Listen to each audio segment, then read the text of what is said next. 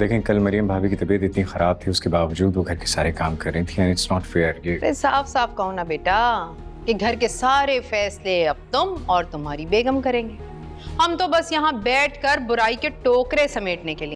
Drama serial لاڈلی کی آنے والی ایپیسوڈ میں آپ دیکھیں گے کہ کس طرح مریم جب اپنے کمرے میں آتی ہے تو عمر اسے کہتا ہے کہ تم اس بیڈ پر نہیں سو سکتی، تو وہ بہت ہی زیادہ افسردہ ہوتی ہے اور پوچھتی ہے کہ میں یہاں پر کیوں نہیں سو سکتی. تو عمر کہتا ہے کہ میرا تمہارے ساتھ کوئی تعلق نہیں، تم میرے بیڈ پر نہیں سو سکتی. وہ کہتی ہے کہ میں کہاں پر سوؤں؟ تو وہ کہتا ہے جہاں تمہارا دل کرتا ہے وہاں سو جاؤ، لیکن تم اس بیڈ پر نہیں سو سکتی.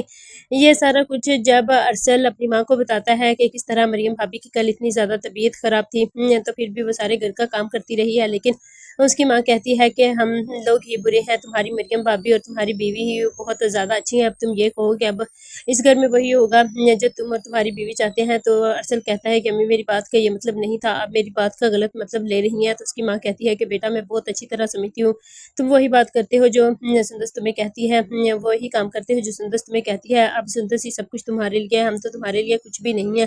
اس کی ماں اس کی بات پر غور نہیں کرتی، لیکن وہ اپنے سے افسانے گڑنے شروع کر دیتی ہے اور اسے کہتی ہے تم اپنی بیوی کو سنبھالو، تم مریم کا زیادہ دھیان نہ دو، اس کے لیے عمر ہے نا. تو وہ کہتا ہے کہ امی مریم بھابی کی طبیعت اتنی زیادہ خراب تھی، کسی نے بھی اس کا احساس نہیں کیا. تو اس کی امی کہتی ہے کہ ہاں ہم سب ہی ان سب سے برے ہیں اور بدسلوکی